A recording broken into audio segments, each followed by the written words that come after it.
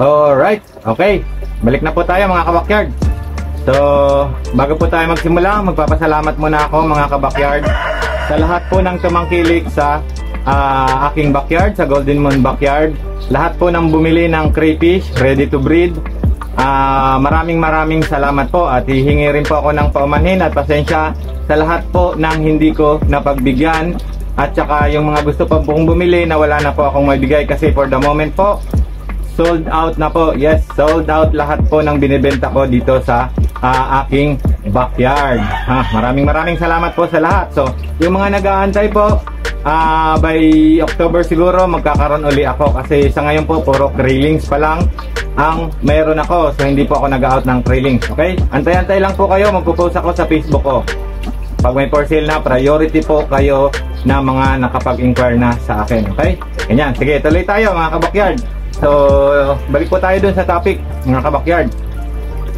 3 to 4 months ago po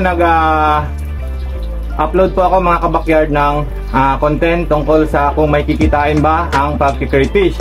So, ilalagay ko na lang po sa description or dito sa side yung video ko na yun, pwede nyo po yung panoorin. Kasi that time po marami po ang nagbabash kung kikita daw po ako sa pag-crayfish. Baka nagsasayang lang daw po ako ng oras at ng pera. Okay, so ngayon na, the moment of truth mga kabakyard. So for July po ngayong month of July, so nakapagbenta po ako ng total of 300 plus na crayfish ready to breed. So pagpalagay na lang natin mga kabakyard sa 300 na lang, alisin na natin yung plus. So sa 300 plus mga kabakyard, naibenta ko po yun ng 500 pesos each. Yes po, mataas po ang bentahan dito sa amin sa Bicol area. Kasi po ang market ko is Bicol, Masbate, and Samar. So naibibenta ko po yun mga kabakyard ng 500 each. So doon po tayo magsisimula ng computation mga kabakyard. Yung crayfish po na ready to breed is naalagaan po yun ng 6 months bago ko po ibenta. So, ang ready to breed po is 6 months up. So, 6 months po, ina-out ko na yan. Pwede na po sila mag-breed. So, ibig sabihin, inalagaan ko po yon ng 6 months. So, doon po tayo mag-compute. Okay? So, ito. Meron po ako dito magkakalculate tayo. Mga kabakyard. So, sa 300 na piraso, so, alisin na natin yung plus. Times 500. Okay? So, meron tayong 150. Okay, so siyempre hindi naman po yan yung lahat ng kinita natin, kasi may puhunan naman po tayo. Okay, so ano yung mga aalisin natin? Sa 6 na buwan, let's say na lang 1,000 sa kuryente per month. Malaki na po yun kasi nagbibilang po kami mga kabakyard ng 1,500 up to 2,000 sa kuryente. So ilagay na lang po natin na 1,000 per month sa crayfish lang doon sa mga pump na ginagamit ko. Wala po akong tubig kasi libre lang naman yung tubig, so wala akong bill sa tubig. Ano pa? Pagkain, so sabihin na po natin na mga 500 yung ng buwan ng pagkain nila. Malaki na rin po yun, pero pagpalagay pa na natin na gano'n na po.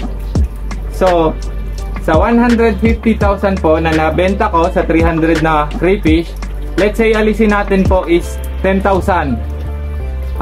Isobra pa natin kasi 6 months, kuryente 1,000, this 6,000 lang po yon, plus may 4,000 pa, ilagay na natin yun sa iba pa expenses.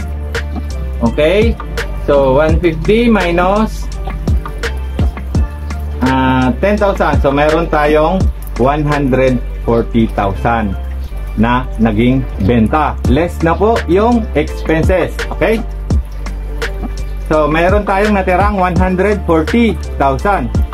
So, sa 6 na buwan, isang season po yon. Bali, 6 na buwan mong inalagaan.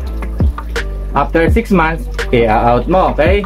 Sa isang season, i-divide po natin to ng 6 na buwan. Siyempre, kasi 6 na buwan kang walang kinita, di ba? Okay? So, divide natin yon. Ayan. Meron tayong 23,333. Okay? Oh.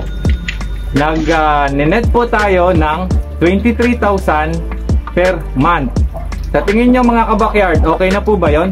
Sulit na ba yon? Kung para sa iba po is maliit yon, sa akin po sobrang happy na ako. Pero tatanungin ko pa rin po kayo, comment nyo na lang sa baba kung sa tingin nyo yung... Ayan, sorry mga kabakyard, naputol ako. Ayan, balik ako sa tanong ko.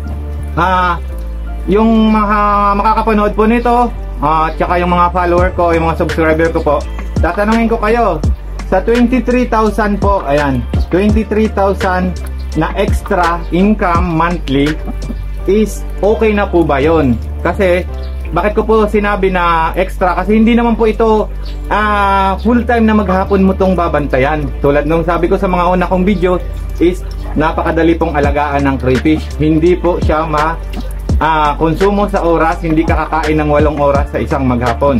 Kaya nakakapag-alaga pa po ako ng iba. May alaga po akong manok, may alaga akong baboy, nakakapagtanim pa ako ng hydroponic lettuce. So, kaya masasabi kong extra income ko si crayfish. May alimango pa nga po ako, nagpapatining pa ako, di ba? Ang dami ko pong inaalagaan. So, isa lang po yan sa pinagkakakitaan ko. So, mayroon po akong mataginting na 23,000 monthly extra income po yon mga kabakyard.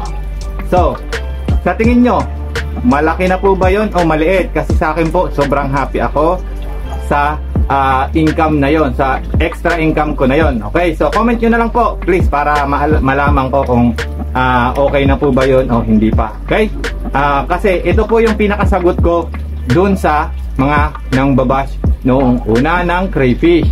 Kasi wala nga daw po ko kikitain sa pag-aalaga ng crayfish.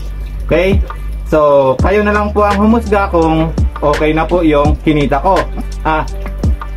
By the way, backyard lang po ako backyard setup lang po ako. Hindi po ako malaking farm. Wala po akong tauhan, solo lang po ako dito. Lahat ng alaga ko, ako lang po ang papakain, nag-aayos, lahat, etc. Wala po akong binabayaran na tauhan. Kasi konti nga lang naman po ang alaga ko. So, sa tingin nyo, kung kayo mayroong farm na malaki-laki, or kahit mini farm, magkano kaya ang kikitain nyo? Hindi lang siguro 23,000, di ba? So, ayun na nga mga kabakyard. So, natapos na po tayo. Naipaliwanag ko na sa inyo at nasabi ko sa inyo yung kinita ko nitong last season. So, panibagong computation na naman po ako kasi may mga bagong craylings ako, mga bagong buntis. So, another 6 months na naman yan bago ko may bibenta.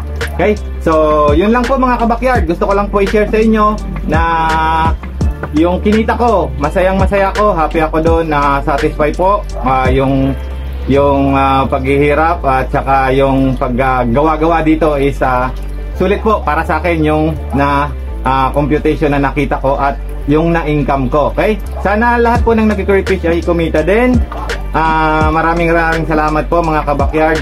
Again, dobleng-dobleng pasasalamat sa lahat ng mangkilik at pati po sa mga patuloy na nag-i-inquire. So, abang-abang lang po kayo at magpo-post naman po ako pag mayroon na po tayong for sale. Okay? So, thank you mga kabakyard. Sa mga hindi pa po nakasubscribe, pasuyo na lang po. Please subscribe na lang po sa ating channel. Malaking tulong po yon. And hit nyo na lang po yung notification bell dito po sa baba para lagi po kayong na-i-inform pag may mga bago po akong video. Okay? Again, thank you and out.